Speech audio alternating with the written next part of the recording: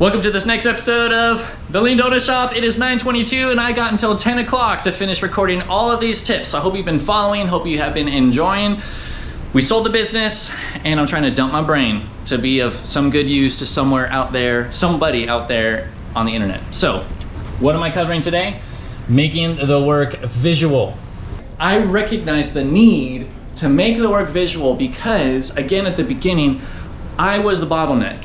I was the manager in charge of everything getting done, and I was the bottleneck holding back my entire organization and every single employee because I worked so hard to keep everything in my head, to keep, it organized and clear what had to get done, but it was invisible to everybody else. They can't read my mind, they can't see what's inside my head, and sure, they could do the painstaking work to, walk around all the shelves and figure out what needs to get purchased or what prep work has to get done.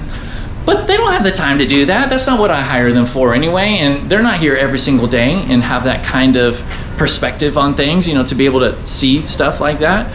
So it was me. I had to figure that out. So I tried to make it visual. And I used Kanban again to do that, to get it out of my brain and to get it out of one of my employees actually who had a level of responsibility for this, so that it was visual for everyone.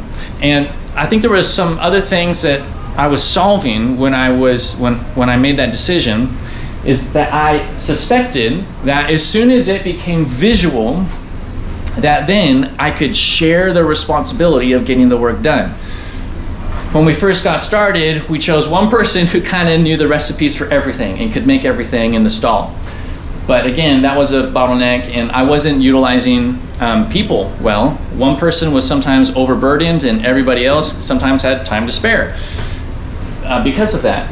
But now by making it visual, here's what happens. You walk inside the stall, you come here at the start of your shift and you can see, oh, this is what needs to get done. Here is the mac and cheese. We need to shred some cheese. If it's up here, it's a signal. That's what a Kanban is, a signal.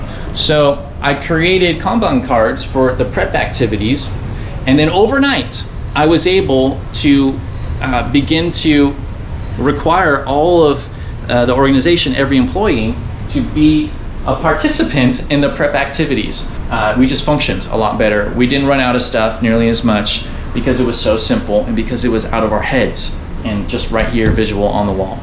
So again, that was another thing. I'm just trying to make things simple enough that it's not consuming my brain.